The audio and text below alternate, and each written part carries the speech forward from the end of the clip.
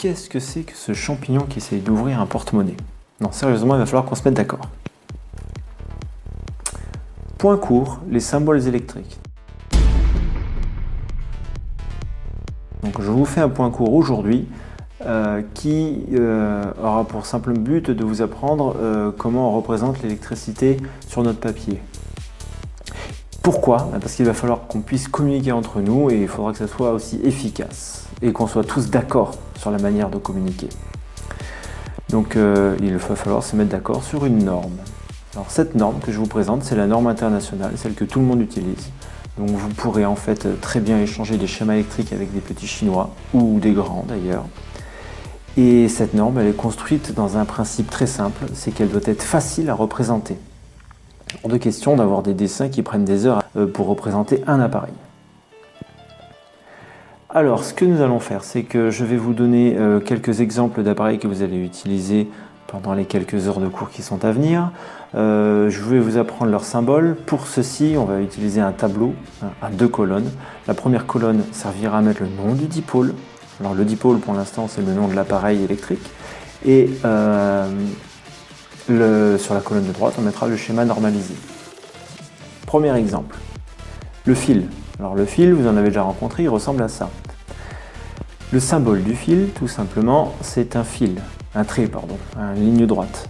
Donc vous voyez, quand je vous disais qu'on cherchait à faire des symboles simples, on fait une simple ligne droite pour un fil. Ensuite, un autre exemple, la lampe. Celle-là aussi, vous l'avez rencontrée en cours dernièrement. Alors les lampes, en fait, vous allez avoir 2 exemples que vous allez utiliser en classe. Il y a les lampes qui sont montées sur un socle en bois et les lampes qui sont montées sur un socle en plastique. Mais le principe est le même. D'ailleurs, avant de donner le schéma normalisé, il faut que je fasse une remarque. Depuis tout à l'heure, j'utilise le mot dipôle. Le mot dipôle, en fait, ça veut dire qu'on a un appareil électrique qui a 2 pôles. Et la lampe ici, on voit par exemple sur la lampe sur le montant en bois, elle a 2 pôles. Il y en a un ici et un là. D'accord? C'est-à-dire qu'en fait, elle va être branchée à 2 endroits différents, d'où le mot dipôle. Si on avait 3, on dirait un tripôle. On les voit aussi sur la lampe avec le support en plastique ici. Les 2 pôles sont là. Et donc le symbole normalisé de la lampe, c'est celui-ci. Donc c'est un cercle avec une croix dedans. Alors ne cherchez pas à comprendre la logique, il n'y en a pas forcément. Mais surtout on voit que c'est un dipôle. Pourquoi? Parce qu'en fait il y a 2 fils, un à gauche, un à droite. Bon, parfois ils sont en haut et en bas, mais surtout on voit que c'est un dipôle parce qu'il y a ces 2 fils. Ça va être important plus tard pour votre compréhension. Un autre exemple d'appareil qu'on va utiliser, c'est encore un dipôle, c'est le moteur. Le symbole du moteur, je vais vous le donner, mais vous allez rencontrer en cours et en séance de travaux pratiques ces 2 moteurs. Et encore une fois, il y en a un sur un montant en plastique alors que l'autre est monté sur du bois. Encore une fois, ce sont des dipôles. Pourquoi? Parce qu'ils peuvent être branchés sur 2 bornes.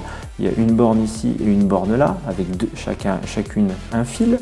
Et les bornes pour le moteur sur le montant en plastique sont ici. En général, on a marqué borne dessus. Voilà. Le symbole du moteur, c'est un cercle avec un M dedans. Et bien entendu, puisque c'est un dipôle, on a branché 2 fils dessus. L'exemple suivant, la pile. Donc ça, vous l'avez déjà rencontré en classe. C'est peut-être même celle-ci exactement que vous avez eu en main. J'insiste sur le fait que c'est aussi un dipôle parce qu'on doit la brancher à 2 endroits. Vous avez ici la première languette qui est un des côtés de la pile et vous avez la deuxième languette ici qui est l'autre côté de la pile. Et vous remarquerez d'ailleurs que les languettes n'ont pas la même taille. Ça aura son importance plus tard. Le symbole de la pile. Alors là aussi, il ne faut pas chercher à comprendre d'où ça vient. Vous devez juste essayer de vous rappeler. Vous vous en rappellerez, je ne m'en doute pas. Et encore une fois, on voit que c'est un dipôle. Il y a ici 2 fils qui sont branchés à la pile.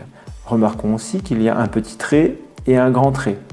Et en fait, on voit ici la dissymétrie qu'il y a là. On en parlera aussi plus tard. Le générateur. Alors qu'est-ce qu'un générateur? Ça, vous n'en avez pas rencontré, vous n'avez peut-être aucune idée de ce que c'est. Mais en fait, le générateur, c'est un appareil qui joue le même rôle que la pile. Mais il a une différence. Déjà, on voit qu'il n'a pas du tout la même taille. Et surtout, la différence qu'il y a avec la pile, c'est que lui, il faut le brancher dans une prise pour qu'il puisse faire son travail dans le circuit électrique. Mais à partir du moment où il est dans un circuit électrique, le générateur joue le même rôle que la pile, en tout cas pour nous. Le symbole du générateur, vous verrez que c'est pas très compliqué, c'est un cercle avec un G dedans, G comme générateur, vous pouvez vous en rappeler aussi. Et enfin, le dernier, l'interrupteur. Vous n'en avez pas encore utilisé, vous allez beaucoup en utiliser et d'ailleurs vous allez vite vous rendre compte qu'il joue un rôle important en électricité et dans les circuits, en particulier dans ce qu'on va faire. Et le symbole de l'interrupteur, avant de vous parler du symbole de l'interrupteur, je vais vous montrer deux exemples de ce que vous allez avoir en main. Vous allez avoir l'interrupteur qui est ici, c'est un bouton poussoir. Et ici vous allez avoir un bouton à basculement. Leur symbole, c'est ça. Donc dans le circuit, lorsque vous rencontrez ce dessin, ça veut simplement dire que vous avez un interrupteur à brancher dans le circuit électrique. Voilà, donc là je viens de remplir le tableau, vous avez toujours rien noté, parce que maintenant je vais vous proposer un exemple d'utilisation de ces symboles, tout simple. C'est le circuit en fait que vous avez déjà branché en classe.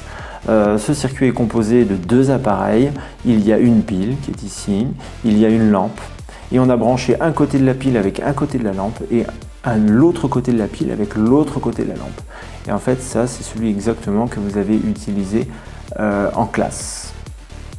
Cet exemple, vous le noterez lorsque vous aurez noté le tableau qui est ici, qui récapitule tout ce que je vous demande de savoir. Donc là, vous pouvez mettre pause pour noter tout ça. Voilà, maintenant que c'est noté, je vous demande de noter cet exemple à la suite du tableau. Voilà, votre point court est noté en entier dans votre cahier. Maintenant, vous pourrez passer donc à l'étape suivante. Je vous remercie d'avoir regardé cette vidéo et je vous dis à bientôt en classe.